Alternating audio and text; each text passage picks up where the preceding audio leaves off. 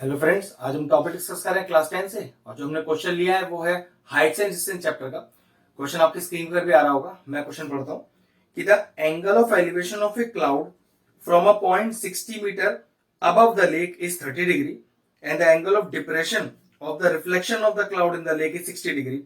Find the height of the cloud. ये Heights and distance chapter का एक अच्छा क्वेश्चन है, मतलब एक इजी लेवल का क्वेश्चन नहीं है। तो फिर ध्यान से पढ़ते हैं और हैंड टू हैंड फिगर बनाते हैं। The angle of elevation of a cloud from a point 60 meter above the lake. तो देखो, सबसे पहले ये मैंने एक लेक बनाया, ठीक है। इस तरह से दिखाया कि भाई ये सरफेस के नीचे लेक है आपका। अब क्या कह रहा है कि the angle of elevation of a cloud, मान लीजिए ये वो क्लाउड है, ठीक है।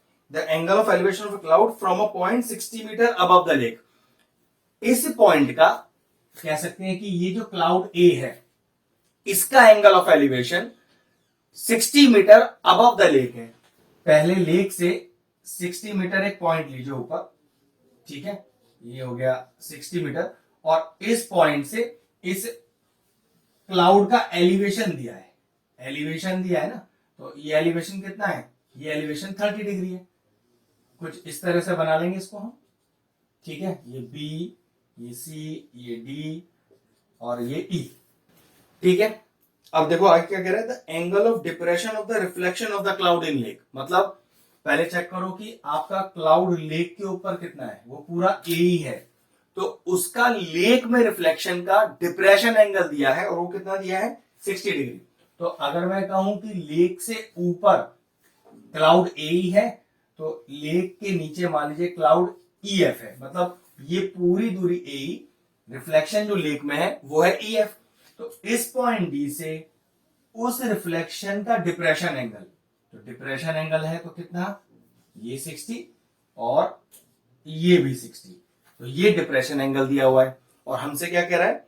Find the height of the cloud. तो याद रखिएगा, अगर मैं इसे मान लू h, इसे मान लू x, तो जरा चेक करिए कि लेक के ऊपर total height of the cloud क्या है? Total height of the cloud है h प्लस एक्स। तो आपका जो फाइनल आंसर होगा वो h प्लस एक्स होगा, ये ध्यान रखें। लेकिन अगर लेक के ऊपर की हाइट x प्लस एक्स है तो लेक के नीचे टोटल हाइट जो रिफ्लेक्शन की है वो क्या होगी? वो भी x प्लस एच ही होगी, ध्यान रखो। ये आपका लेक है, लेक से जस्ट ऊपर आपकी total height of the cloud क्या है? h plus x. तो जो रिफ्लेक्शन बनेगा उसकी भी टोटल हाइट लेक के नीचे h प्लस एक्स ही होगी। तो बस कंसेप्ट इतना है, ये जो EF हमने रिफ्लेक्शन बनाया है उसकी total height x plus h होगी, बस ये ध्यान रखना है। तो चलिए आगे सॉल्व करते हैं। तो सबसे पहले गिवन लिखते हैं इसमें, जिसमें डिस्क्रिप्शन आएगा हमारे फिगर का, ठीक है। डिस्क्रिप्शन क्या है? CE वो एक सरफेस है, मैं बोलता जाता हूं, आप आराम से समझ लीजिएगा कि CE वो सरफेस है, उसके नीचे जो हमने शेडेड पोर्शन किया है वो आपका लेक है। तो CE is the surface, CE is the surface below which is a lake, below which is a lake. Height DC और BE दोनों एक ही है हमारे लिए। तो हाइट जो कि बराबर है BE के, जिसको मैंने x माना है, लेकिन वो x आपको एक्चुअल में डायरेक्टली दिया क्या है? दिया है 60 मीटर, ठीक है। तो जहां मैं x लिख रहा हूं वहां डायरेक्टली 60 भी लिख सकता हूं, इसमें कोई दिक्कत नहीं है, ठीक है। और दोनों एंगल दिखाते हैं। तो एंगल ADB यहां लिख लेते हैं अलग से। एंगल AD और B 30 डिग्री, क्योंकि ये एक एलिवेशन एंगल है। लेकिन जो डिप्रेशन एंगल है देखो उसको कैसे डिनोट किया जाता है?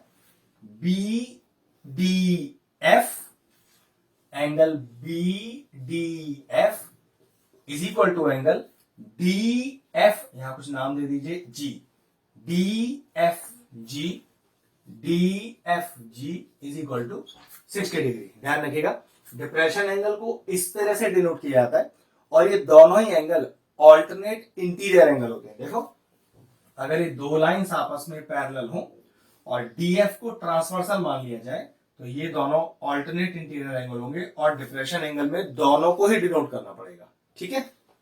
एलिवेशन में ऐसा नहीं करना होता। अब डिस्टेंस EF क्या है, जिसको हम कह सकते हैं रिफ्लेक्शन इन लेक, ये कितना है EF, और ये है कितना x प्लस एच। अब कह सकते हैं कि x तो 60 है मेरे पास, तो 60 प्लस h मीटर, ठीक है। डिस्क्रिप्शन हो गया फिगर का, ध्यान से देख लीजिए। ये आपका सरफेस, सरफेस के नीचे लेक, लेक के ऊपर 60 मीटर ऊंचा कोई जगह, उस पॉइंट डी से जो 60 मीटर ऊंची है, क्लाउड का एलिवेशन 30। अगर लेक के ऊपर क्लाउड की टोटल लंबाई h प्लस एक्स है, तो लेक के नीचे मतलब रिफ्लेक्शन भी पूरा वही हाइट होगा जो कि x प्लस एच होगा। अब क्योंकि x मैंने 60 माना हुआ है, तो x ना लिखकर डायरेक्टली 60 भी ले सकता हूं, वरना बाद में x की जगह 60 डाल दूंगा, ये आपकी चॉइस है, ठीक है, इसमें कोई दिक्कत नहीं। नेक्स्ट फाइंड क्या करना है, तो भैया हाइट ऑफ क्लाउड फाइंड करनी है। तो हाइट ऑफ क्लाउड, और वो है कितनी आपके पास x प्लस एच, जो कि है 60। तो कह सकते हैं कि हमारा फाइनल आंसर भी 60 प्लस एच ही होने वाला है, ठीक है। अब करते हैं सॉल्यूशन स्टार्ट। तो सॉल्यूशन को सॉल्व कैसे करेंगे, दोनों ट्राइंगल जो आपको दिख रहे हैं, एक 30 डिग्री वाला और एक 60 डिग्री वाला, दोनों को यूज करेंगे और फाइनल आंसर निकालेंगे। तो 30 डिग्री वाला ट्राइंगल देखिए, in triangle ABD, in triangle AB और D, ध्यान से देखिए, perpendicular upon base, perpendicular AB base BD, perpendicular AB upon base BD, and what is P by B, that is tan theta, theta दिया है 30 degree, तो tan 30 degree. अब AB का value कितना है, AB इज H, BD का value, अब सोचिए BD लिखिए CE लिखिए, दोनों बेस ही है, एक ही चीज है, तो अभी मैं BD लिख देता हूं। लेकिन अगर मुझे BD की जगह कहीं CE लिखना पड़ा तो बिल्कुल लिख सकता हूं, इज इक्वल टू tan 30, जिसका वैल्यू होता है 1/√3, ठीक है। यहां से BD का वैल्यू निकाल लीजिए, तो h√3 is equal to BD, ये लीजिए, इतना आ गया। नेक्स्ट देखिए, ट्राइंगल लेते हैं DBF। तो इन ट्राइंगल DBF, ध्यान से देखिएगा, सारा कंसेप्ट इसी में छुपा हुआ है। अगर मैं BDF ट्राइंगल को देखूं, तो इसका परपेंडिकुलर तो BF है, भाई जो एंगल यूज किया जाता है उसके सामने वाली साइड परपेंडिकुलर होती है।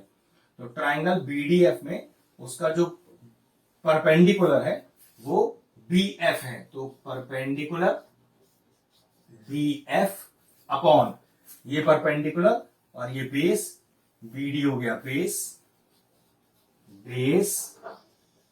BD।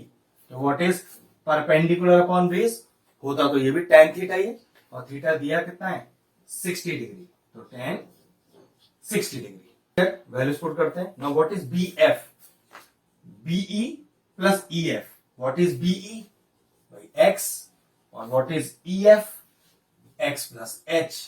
तो ध्यान से देखो, जो टोटल BF की दूरी है वो हो गई x plus h upon BD।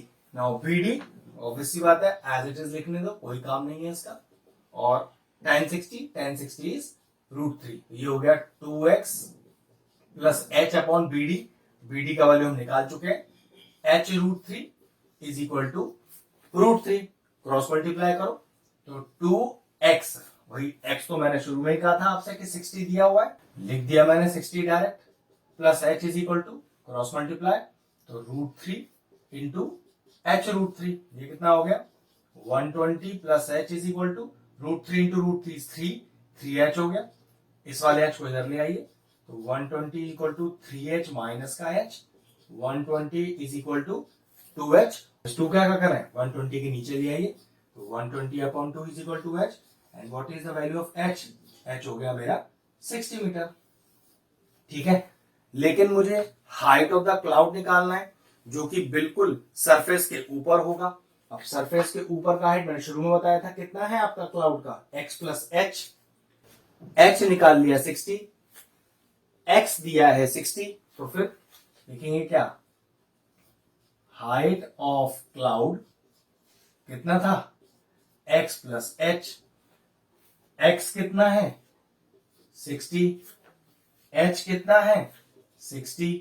तो कुल मिलाकर जो आपका क्लाउड है, लेक है, उसके ऊपर की जो टोटल हाइट है वो है x प्लस एच, जो कि कितनी निकल के आई 120 metre. Therefore, the height of the cloud above the lake is 120 metre. Question finish हुआ, वीडियो फिनिश करते हैं। अगर आपको हमारे वीडियोस पसंद आ रहे हैं और इन्फॉर्मेटिव लग रहे हैं तो आप हमारे चैनल की प्लेलिस्ट में जाकर आपको किसी भी चैप्टर में किसी भी क्वेश्चन का डाउट है उसका डेडिकेटेड वीडियो आपको मिल जाएगा। तकरीबन सारे इंपॉर्टेंट क्वेश्चंस के वीडियोस आपको हमारे चैनल पे मिल जाएंगे, आप जाके उन्हें चेक कर सकते हैं।